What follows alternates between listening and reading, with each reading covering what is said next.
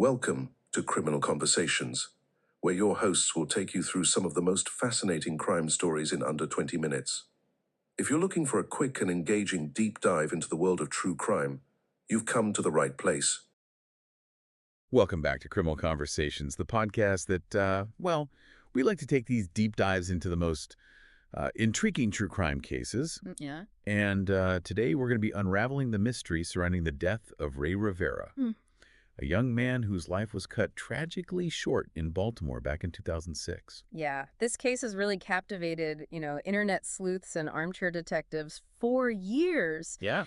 And for good reason. I mean, it's a story full of, so many twists and turns, unanswered questions, and there's just this really chilling sense that something just doesn't add up. Absolutely. And right from the start, the circumstances surrounding Ray's death were they were shrouded in mystery. Like, imagine this. You have this seemingly impossible hole in the roof of a historic hotel. Yeah.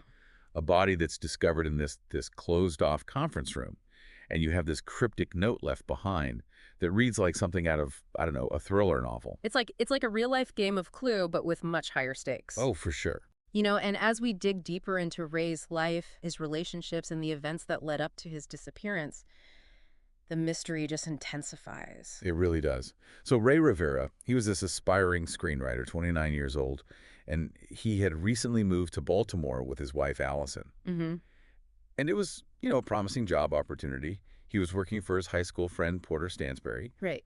at this financial newsletter company called Agora Publishing. Yeah, it seemed like a chance for Ray and Allison to start fresh, to build a better life. Yeah. But I mean, even beneath this veneer of success, there were shadows working. Oh, yeah. Secrets waiting to be uncovered. Absolutely. And it all began with a series of unsettling events in the days leading up to Ray's disappearance. Right. So Allison was away on a business trip, and a colleague of hers, Claudia, was staying at their house. Mm-hmm. And one night, the home alarm went off. Like twice in the middle of the night. Oh, wow. Sending Ray into just a state of panic. Yeah. He grabbed a baseball bat. He was terrified. This was completely out of character for him. Right. And to add to the sense of unease, they later discovered a window screen had been tampered with. Oh, wow. Like someone was, watching them, waiting for the right moment to strike. Oh, that's creepy. It is, right? Yeah. Then, on May 16th, 2006, the unthinkable happened. Ray received this phone call that made him rush out of the house. Yeah. He was in a frenzy. He was wearing nothing but flip-flops. Wow. And shouting, "Eh." Oh, my God. I know. And he returned briefly, only to leave again minutes later, never to be seen alive again. Wow. His car was later found abandoned in a parking lot near a building that had no connection to his work. It was like he vanished into thin air, leaving behind this trail of unanswered questions and, a family desperate for answers. Of course. 6 agonizing days later, Ray's body was discovered in that closed-off conference room at the Belvedere Hotel. It was a grand old establishment, known for its elegance and history. But the circumstances of his death were anything but elegant. Right. There was a seemingly impossible hole in the roof above his body. And he was found this considerable distance away from it. And his phone and glasses were remarkably undamaged, which seemed pretty unlikely after a fall from that height. Yeah. The police were baffled. Yeah. I mean, how did Ray get onto the roof? How did he fall through such a small opening? And, why was he even at the Belvedere Hotel in the first place? Right. It's like, what was he even doing there? I know. So the official investigation initially ruled his death as undetermined. But the evidence, or lack thereof, pointed to something far more sinister. Yeah. It was like this giant puzzle with all these missing pieces, and every clue seemed to lead to a dead end. Absolutely. And then adding to this mystery was this long, rambling note. It was found taped to the back of Ray's computer, and it was filled with these cryptic messages, references to movies and the Freemasons, lists of friends and family members. Yeah, it read like this coded message, this desperate attempt to communicate something, but in a way that, no one could decipher. Right. Some speculated that it was a screenplay outline, product of Ray's creative mind. Right. Others believed it was this, coded message, a cry for help hidden in plain sight. Yeah. But the true meaning of that note, like so much else in this case, remains shrouded in mystery. Totally. And then there was Porter Stansberry, Ray's friend and employer. Right.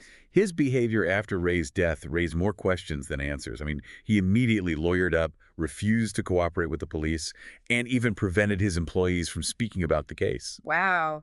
That's a really strange reaction from someone who claimed to be a grieving friend. It is. And it just fueled speculation that Porter might have been involved in Ray's death, or at the very least knew more than he was letting on. Yeah, and remember, Porter Stansberry was already a controversial figure in the financial world. He had been accused by the SEC of misleading investors and was facing this pretty hefty fine. Right. So could Ray have stumbled upon something incriminating while working at Agora? Yeah. Something that, put him in danger? Possibly. Yeah. Or was Porter's refusal to cooperate simply a way to protect his company and his own reputation, even if it meant sacrificing the truth about what happened to his friend? I mean, it's possible. These are the questions that have haunted investigators, armchair detectives, and of course Ray's family for all these years. Yeah, absolutely. And as we delve deeper into the case, we're going to examine the various theories surrounding Ray's death. Mm-hmm. From suicide to accidental death to foul play, we're going to analyze the evidence, the inconsistencies, the motives, trying to piece together this puzzle that has baffled even the most seasoned investigators. Yeah, it's a tough one for sure. It is. But one thing is certain, Rey Rivera's story is a stark reminder that sometimes the most baffling mysteries are those that hit closest to home. Absolutely. So buckle up, listeners, because this is a deep dive you won't soon forget. Okay, so let's unpack some of these really perplexing details of this case, and let's start with Ray's car. Remember, it was found abandoned in a parking lot near a building that was completely unrelated to his work. I mean, any of his known social connections. It's such a strange detail. Yeah. And it's bothered me from the beginning, Why park there?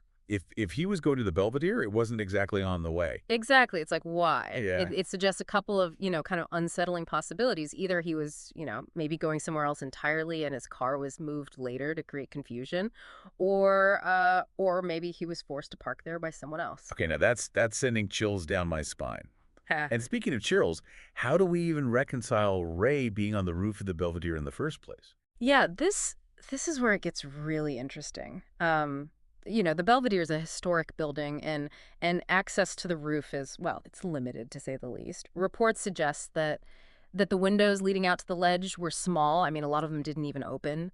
And it's not an area that guests would typically wander. So if he didn't go up there on his own, Yeah. are we considering he was transported there after death? It's a grim possibility, but one that I don't think we can ignore. If someone wanted to stage a suicide, I mean, the Belvedere would certainly be a bold choice. The grand setting, the history, the inherent mystery, it almost adds like a layer of theatricality to the whole thing. Yeah, it's almost as if to say, of course a troubled young man would choose a place like this to end it all. Precisely, yeah. And that hole in the roof, maybe it wasn't there originally. Perhaps a tool, something like, a fireman's poker, was used to create that hole after the fact. Oh, wow. Further cementing this illusion of a fall. But wouldn't that take an incredible amount of planning? I mean, getting the body up there, creating the hole, planting his belongings. It would be complex, no doubt. But we can't underestimate the lengths people will go to conceal a crime, especially if they're desperate. And speaking of desperate, we can't avoid talking about Porter Stansberry again. Why the immediate lawyer, the stonewalling of the police, the silencing of his employees? If he was innocent, you would think he would want to clear his name and help find justice for his friend, right? Logically, yeah, you'd think so. But remember, Stansberry had a history of legal issues. He was facing that massive SEC fine, and his entire business, it was built on trust. Any connection to Ray's death, regardless of his actual involvement, I mean, it could have been disastrous. But wouldn't that have made it even more important to be transparent? I mean, his silence only fueled the suspicion surrounding him.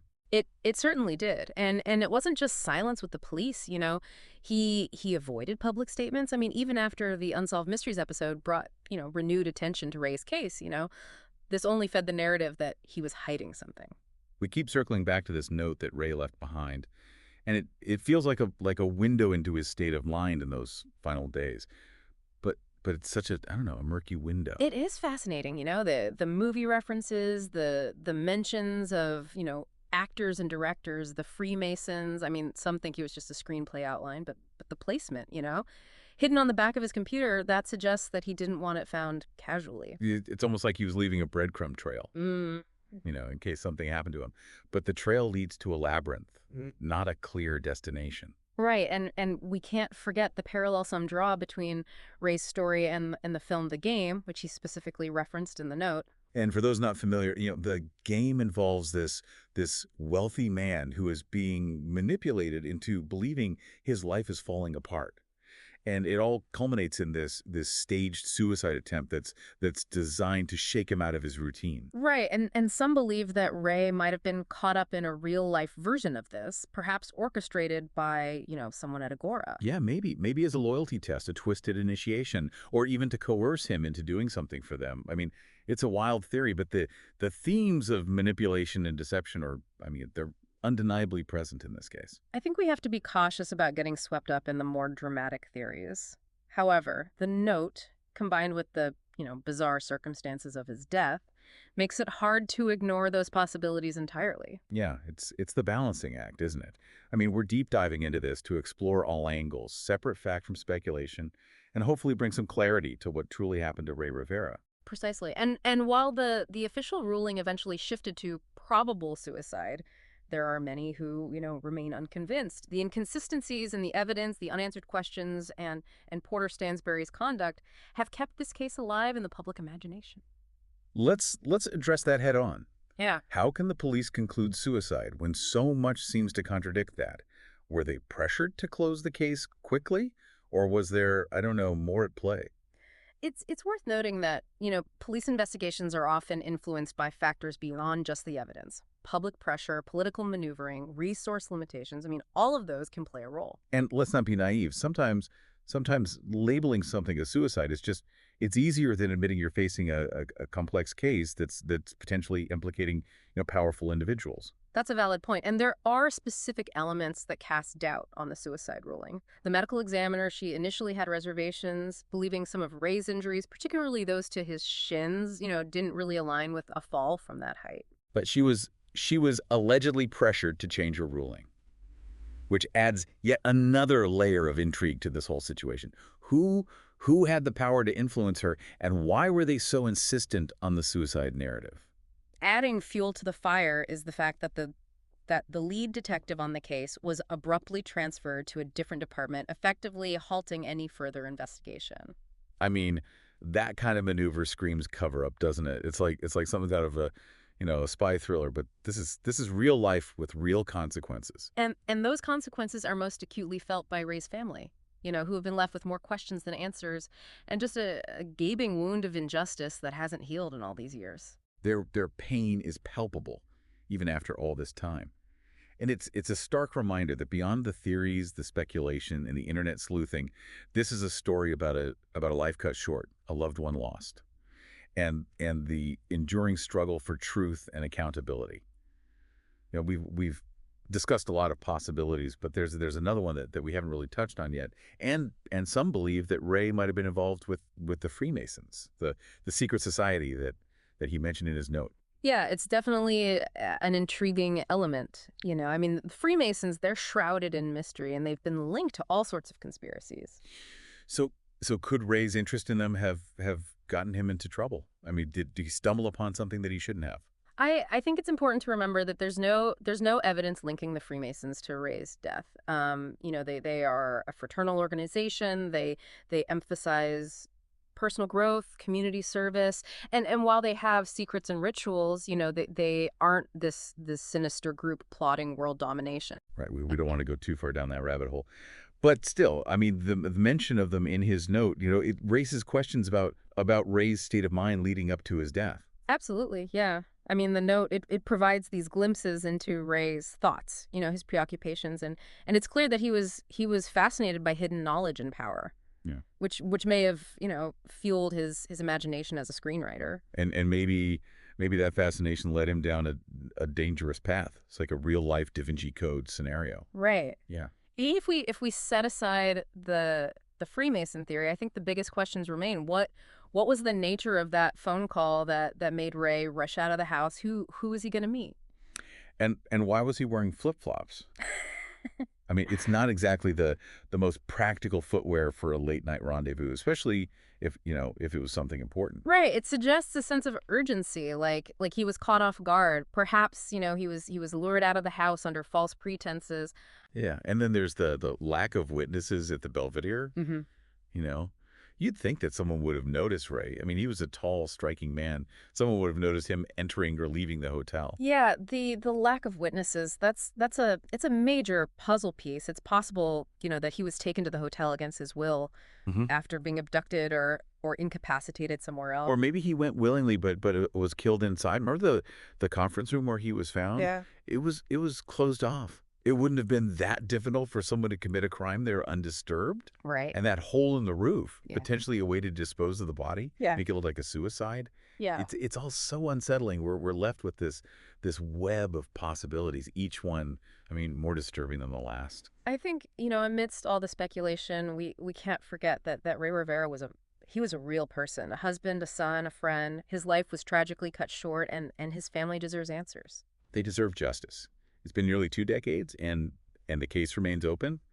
Maybe someone out there knows something. Yeah, perhaps they've been afraid to come forward or haven't connected the dots until now. But even the smallest detail could be the key to unlocking the truth. So if you're listening and you think you might know something, no matter how insignificant it may seem, please reach out to the authorities. Yeah, Ray Rivera's story, it reminds us that sometimes real life is stranger than fiction. It challenges our assumptions, it pushes us to think critically, and it reminds us that the search for truth can be long and winding. And even if we never get all the answers, we can't give up on the pursuit of justice. Ray, he deserves that much. So what does this all mean? It means that even in the age of information overload, mysteries defy easy explanation. It means we have to question assumptions and keep searching for the truth, no matter how elusive it may seem.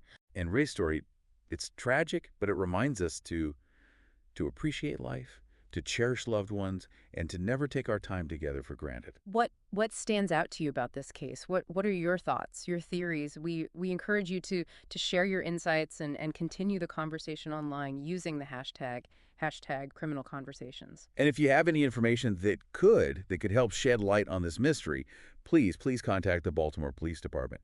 Every tip, no matter how small, it could make a difference in bringing closure to Ray's family and friends. Thanks for listening to Criminal Conversations. If you enjoyed the show, please take a moment to rate and review. It makes a huge difference and really helps us out. All of the sources used for today's episode can be found in the show notes. Join us every Monday and Thursday for a new story and another criminal conversation.